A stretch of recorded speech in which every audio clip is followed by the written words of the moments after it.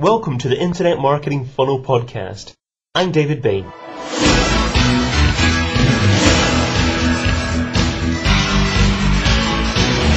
Hi, and welcome to another edition of the podcast brought to you by InternetMarketingFunnel.com. This is part 3 of my interview with Craig McGill, who is of course a specialist in PR 2.0. In this section we cover examples of companies who should and shouldn't be blogging, and move on to discuss video-based PR. You mentioned Blogger there actually.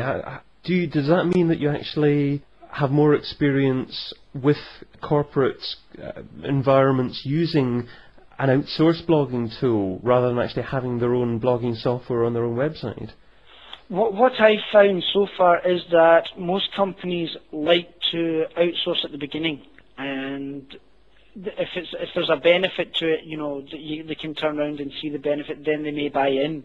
But at first, when they're dipping their toes, most companies I've got experience of like to do it in a more cost-effective way, and obviously for every company, the less something costs, the better. And that's why at first, they'll try and use free software options, and then see how it goes for them. And of course, that blends in with social networking to a certain extent, because you can have your own blog on MySpace. Have you had companies that you're aware of go down that route to actually choose that as a blogging tool?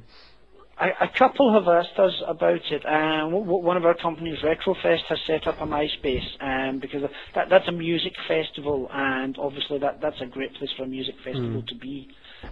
One thing I think anyone setting up something like a MySpace site has to look at is making sure they do it properly. Make sure it's not just about providing links and text anymore. You have to have the video there.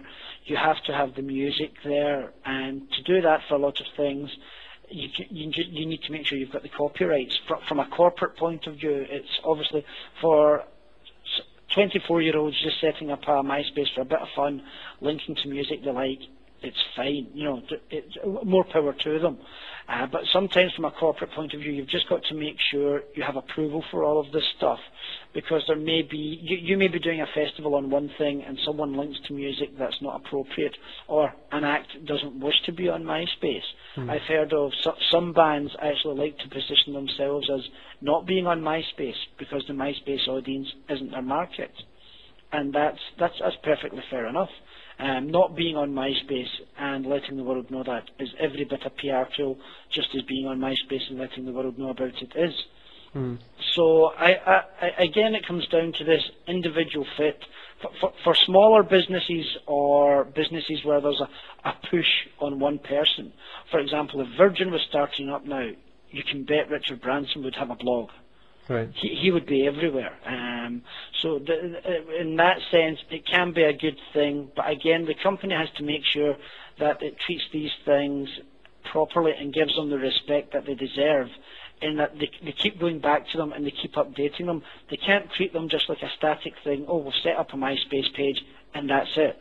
It doesn't work that way. The rules have fundamentally changed in that sense. And you've also obviously got to watch comments, feedback, where you're being linked to. All of these things can be quite a big time drain resource.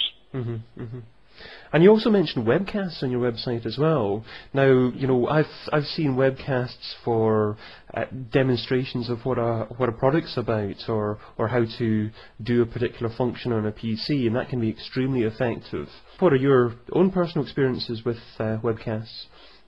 We have done a couple of trials with companies, and just to show them the benefits. And up until recently, up until about a year or so, the big problem has always been the age-old dilemmas of bandwidth, hosting, and so on. Now in the YouTube generation, that is not so much of an issue. And I think that's a fantastic thing moving forward, because it allows for good fun webcasts to be out there. And obviously, at first, you remember yourself, the original webcams, the resolution on them was horrendous. And now you have fantastic picture quality without it actually having to, you don't have to log in live to see something happening, and also you don't have to download it within a week and it's gone. Between the use of things like torrents and YouTube, a good webcast or a webcast recording can now last forever. Again, it comes back to, as you were saying, about relationships, just as it comes back to, regardless of the media doing the delivery, you have to have good content. Ultimately, the content still drives everything else. I know some people, and there's obviously those saying of the medium is the message. The medium can be part of the message, but it's not the be-all. The content is still the message. Even if it's an audio message, if it's a pictorial message, you've still got to actually demonstrate quality, and that you're actually offering the readers, the listeners, something of value, certainly. Indeed, and it doesn't always have to be. For a lot of companies at first, I think there was this worry about, what are we giving them? And I think now people are realising that what they're giving them is, for a blog or a webcast, it's their information, it's their expertise. I may know something that I consider run-of-the-mill, but when I'm speaking to someone about it at dinner, they'll go, oh really, that's fascinating. And if I'm speaking to, say, a lawyer, footballer, plumber, things they consider everyday and run-of-the-mill, they tell me something I consider completely fascinating because it was something totally unknown to me. And this is where PR companies, more and more, I think, will be pushing in the next couple of years. They'll be finding out what the knowledge is. What's the interesting thing? To tie it back into this idea of being a journalist, being a PR, and how the division has blurred.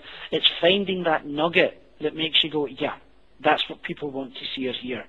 That's that's the punchline. This is what they want, and that's a great thing to get out there. And it can be something completely ridiculous, or it can be something just an analysis of an existing law or something, or an opinion on a website. But as long as the opinion is delivered interesting and the content is interesting, then you're always onto a winner. And again, instead of people just going, oh, we've got Flash, or we've got this, we've got that, I think the thing to look at is, yeah, but what are you doing with it? It comes back to this idea of, it's having the technology is nice, but it's what you're doing with the technology that is that should be the pushing point. That should be what's driving things forward. Absolutely. I remember a couple of years ago the big thing used to be have a big flash intro on your website. And exactly. Who wants to see that? Certainly if you come back and visit the website 4 or 5 times, you just get completely sick fed up of it. It was incredible. Exactly, and a lot of times I think they hadn't even thought to make it optional. I think one of the greatest inventions that came along with Flash at some point was people remembered to put the HTML in for the skip button. And that was, to me, that was pioneering, because so many websites didn't do it for so long. Because there was this great assumption of Flash runs really fast on our machine, it runs well on our local network, brilliant. But not everyone in the wider world was on a fantastically good ADSL or broadband network. And so, as you're saying, it clogged everybody up. And that just frustrates. Quite often, I'm slightly old-fashioned in the sense that I quite like to get into a site quickly, and text works wonders for that.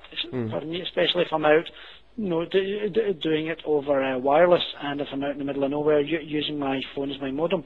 But it's nice to have the options to then go and look at the video, or to download the PDFs, or go and see the large JPEG designs. But text is still going to be a strong driver. That's the end of this podcast, but you can subscribe to updates which tell you as soon as another episode's published at internetmarketingfunnel.com/podcast.